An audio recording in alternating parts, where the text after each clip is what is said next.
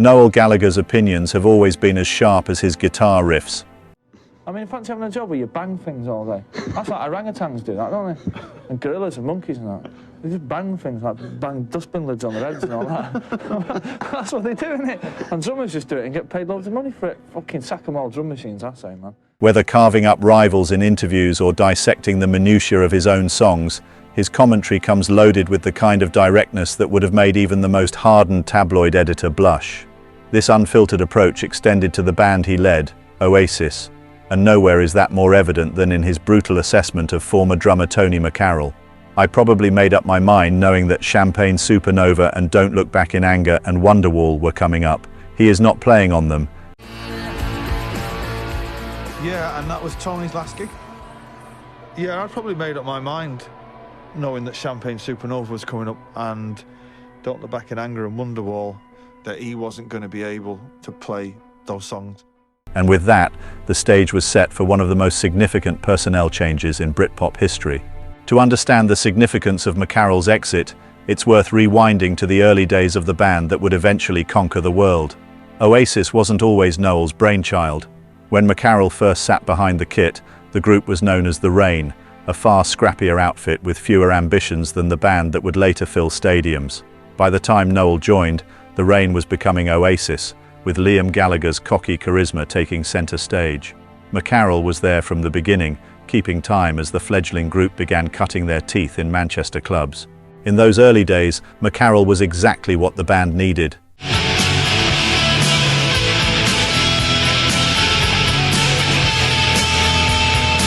His drumming was rough around the edges, raw and full of energy. It suited the band's punk-inspired sound perfectly. Tracks like Supersonic and Bring It On Down weren't meant to be polished. They were visceral, immediate, and relentless. McCarroll's straightforward drumming style anchored that chaos, providing the foundation for songs that felt like a runaway train you couldn't help but jump on. The thunderous opening beats of Live Forever remain iconic, a rallying cry for the band's earliest fans, who were discovering something special amidst the noise.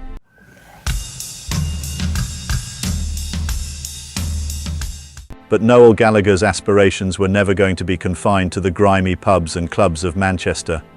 Even as the band's debut album, Definitely Maybe, took shape, he was already envisioning a sound that could rival the likes of the Beatles. As a songwriter, he was refining his craft, and as a band leader, he was becoming increasingly aware of what each member could and couldn't bring to the table. For McCarroll, the writing was already on the wall.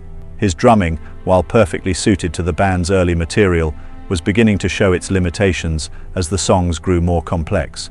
It became apparent recording Definitely Maybe. We spent a lot of time fucking about trying to get the drums right, and it was never right. When we were doing some, I'd say and stuff, Noel was like to me, it's fucking last time he's ever in the fucking studio. I was going to Tony, you've got to get your shit together, Tony. Or bye, Tony. Recording Cigarettes and Alcohol was an early flashpoint.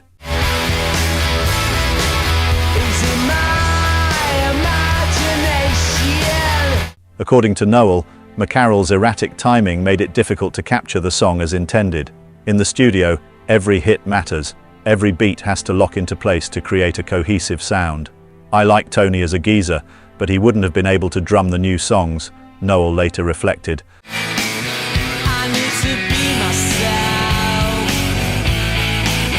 And that sentiment underscored much of the tension that eventually led to McCarroll's exit. It wasn't personal, it was practical. Noel had a vision for Oasis that demanded precision, and McCarroll's punk-inspired style was increasingly at odds with that vision. The situation came to a head as the band prepared to enter their next phase. By the time they began working on What's the Story, Morning Glory, Noel was writing songs that required more than raw energy.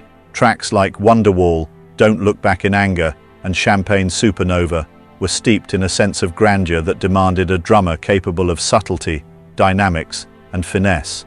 These were not songs that could survive on brute force alone. Faster than a cannonball. They needed a drummer who could elevate them, and in Noel's eyes, that drummer wasn't Tony McCarroll.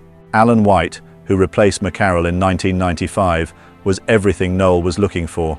With a background steeped in musicality and a style that could effortlessly shift from delicate to thunderous, White brought a level of professionalism that transformed Oasis's sound. The difference was immediate and stark. On tracks like Don't Look Back in Anger, White's fills didn't just complement the song, they became an integral part of its identity.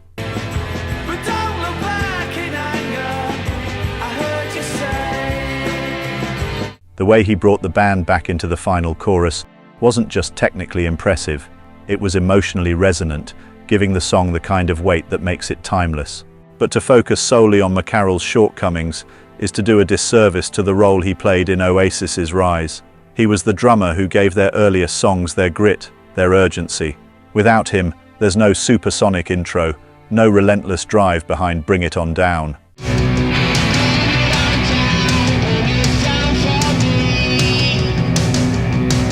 Even Noel, as cutting as he can be, has acknowledged McCarroll's contributions to the band's formative years. "We wouldn't have got where we were without Tony," he once admitted, a rare moment of magnanimity from a man who rarely deals in nostalgia. McCarroll's drumming style may have been straightforward, but it was exactly what Oasis needed in their early days. Those first songs weren't about precision or perfection, they were about capturing a feeling, a spirit of rebellion and defiance. And in that sense, McCarroll was as important to Oasis as Liam's snare or Noel's guitar riffs.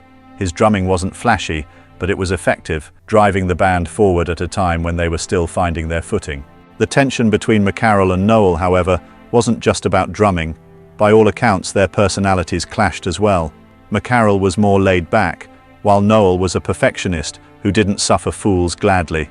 As the band's leader, Noel had a clear idea of what he wanted, and he wasn't willing to compromise. In McCarroll, he saw someone who couldn't keep up, not just musically, but professionally. It's a harsh assessment, but one that Noel didn't shy away from making. For McCarroll, the split was undoubtedly painful. Being ousted from a band you helped build is never easy, and in Oasis's case, it came with the added sting of watching the band go on to achieve unprecedented success without you. But McCarroll has handled his departure with a remarkable degree of dignity. He's spoken candidly about his time in the band. Well, I know there was a big argument the week before with Noel, and I kind of told him in no uncertain terms what I thought of him after his comment, sort of thing. Basically just sticking up for myself. As I said, I never thought it'd go to that I would ask to be believed, and I didn't see myself as the weakest member in the band at the time anyway. Acknowledging both the highs and the lows without resorting to bitterness. It's a testament to his character that despite everything, he remains proud of the role he played in Oasis's story. You know, I never wanted to be in that position in the first place. I wish, I really didn't wish it had to go that far. I mean, best and worst time of my lives, really, of my life, should I say. But you've got to move along. In all honesty, I've got to be proud and happy that I was part of something so big. We got, 5 normal lads took something from nothing to the heights. Looking back, it's clear that McCarroll's departure was a turning point for Oasis. It marked the end of their scrappy DIY beginnings and the start of a more polished, ambitious era. With Alan White behind the kit, the band reached new heights, delivering some of the most iconic songs of the 1990s. But all the roads we have to walk are winding, and all the lights that light the way are blinding.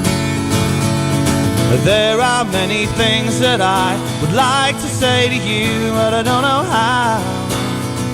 But for all the grandeur and sophistication of their later work, there's something undeniably special about those early tracks, when the band was still rough around the edges and full of untamed energy.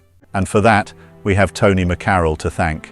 In the grand narrative of Oasis, McCarroll's role is often overshadowed by the drama that followed his exit. But to ignore his contributions is to miss the essence of what made Oasis so compelling in the first place. He may not have been the drummer Noel wanted for the band's future, but he was the drummer they needed in their past, and that's a legacy that can't be taken away.